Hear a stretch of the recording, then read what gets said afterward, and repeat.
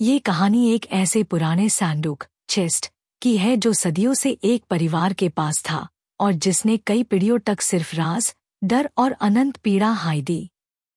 ये घटना महाराष्ट्र के एक छोटे से कस्बे धाराशिव, पहले उस्मानाबाद, से जुड़ी है, जहां जोशी परिवार ने इस सैंडुक के भयानक असर को सालों तक झेला और अंत में इसका बोझ उठाया।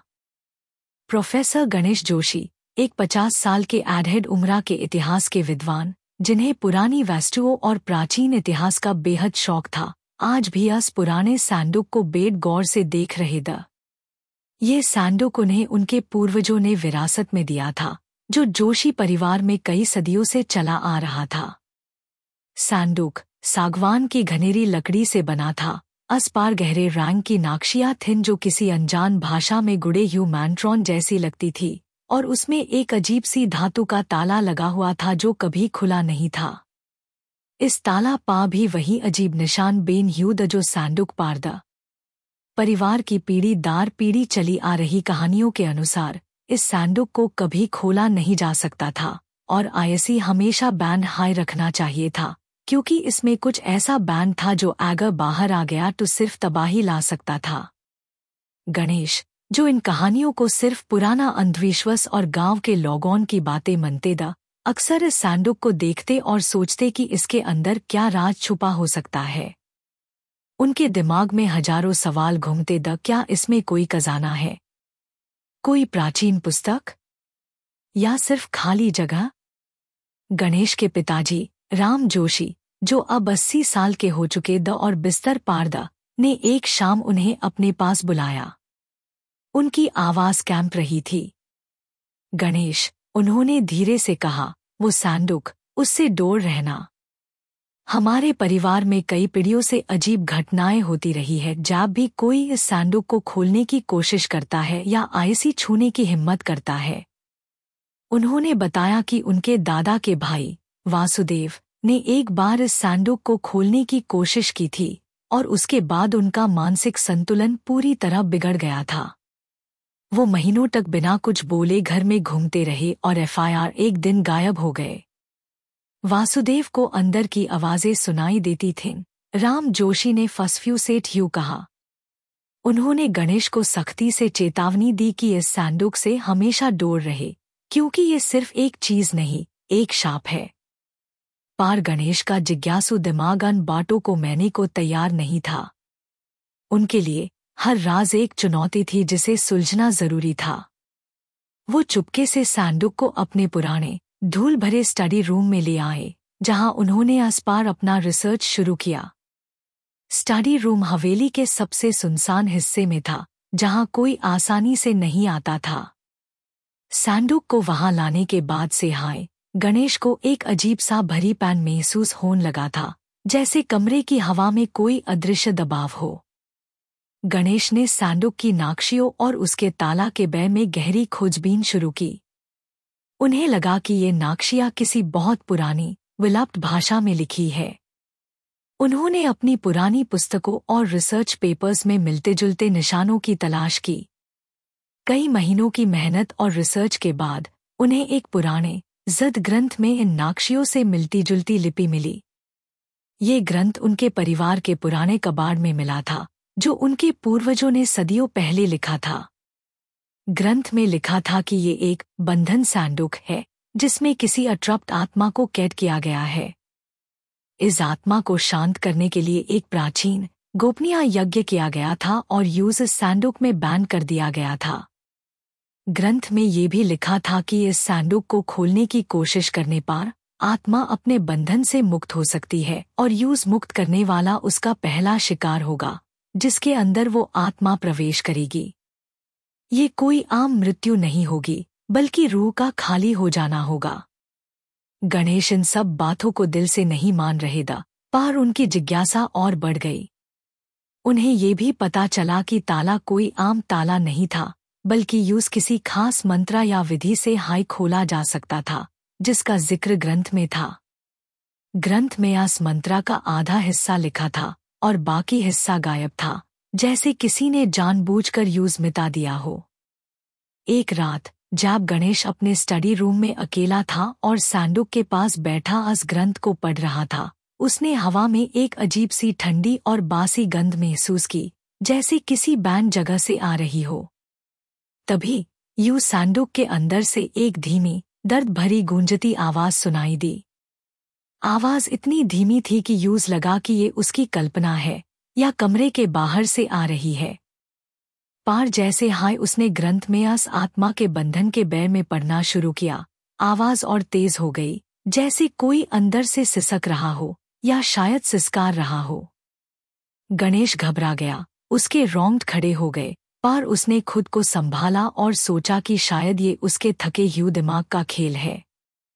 उसने खुद को यकीन दिलाया कि ये सिर्फ एक पुराना सैंडुक है और कुछ नहीं। वो धीमी गूंजती आवाज अब हर रात आने लगी थी। कभी ये एक महिला के रोने की आवाज होती जो दिल को छीड़ देती थी, कभी बच्चों के फसफ्यूसेन की आवाज जो यूज अपने हाई बचपन की याद दिला देती थी, पर उसमें एक अनजान डर था। और कभी रात के सबसे गहरे सन्नाटे में एक तेज दरवानी चीख प्योर घर में गूंज उठती थी, जो उसकी नींद को हमेशा के लिए उड़ाती थी।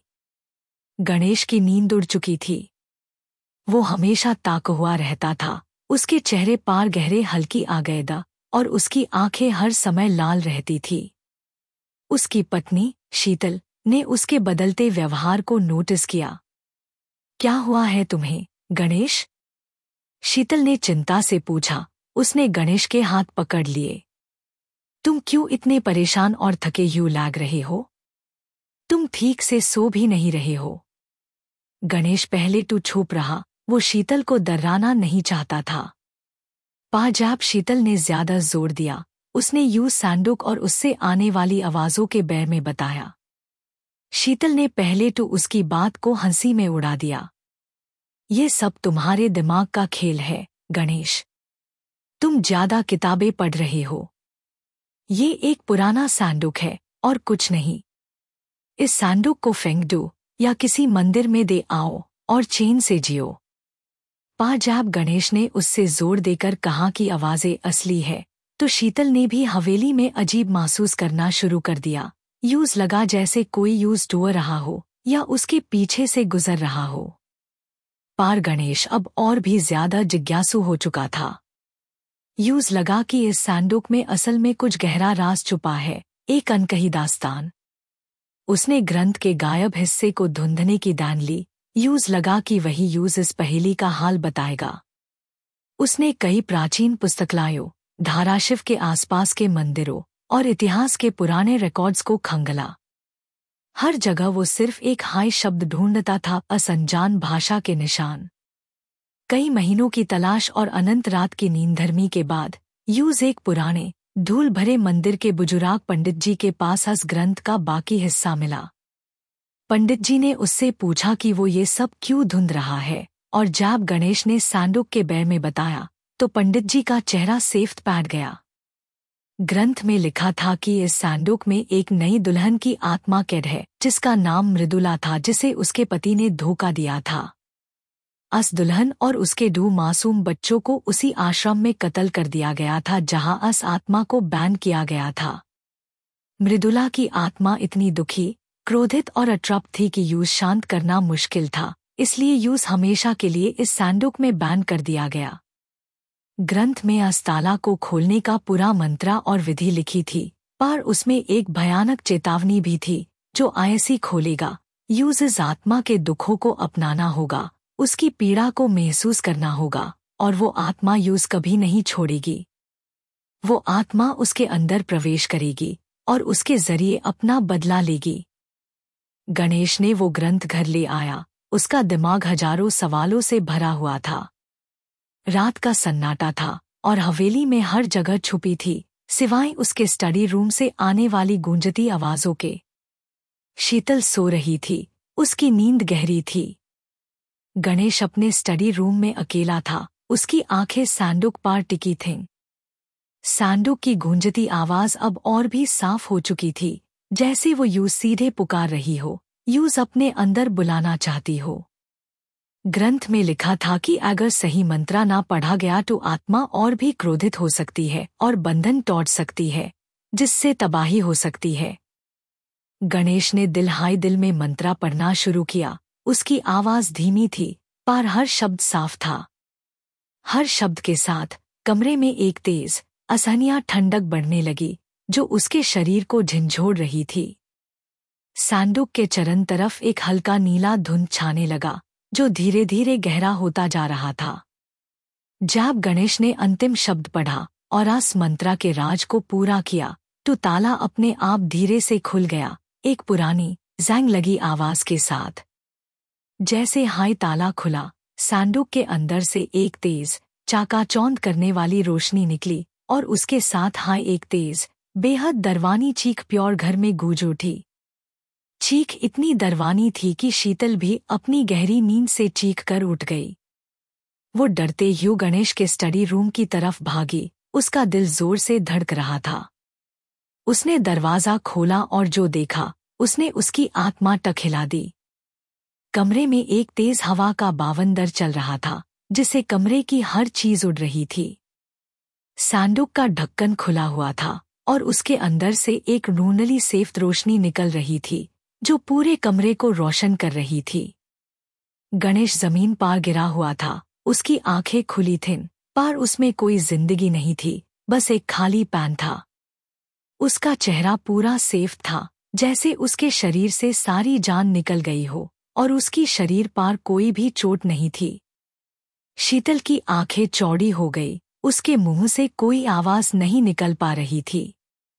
उसने देखा कि गणेश के शरीर के चरण तरफ वही नीला धुंध घूम रहा था, और आस धुंध में यूज एक ढूंढली सी महिला की आकृति दिखी, जिसका चेहरा दर्द और क्रोध से भरा था। उसकी आंखों में आग जैसी चमक थी। आस महिला की आकृति ने शीतल की तरफ देखा, और उसकी आंखों में एक अजीब सी चमक थी, जैसे वो यूज पहचान रही हो या उससे कुछ कहना चाहती हो, जो वो कभी कह नहीं पाई थी।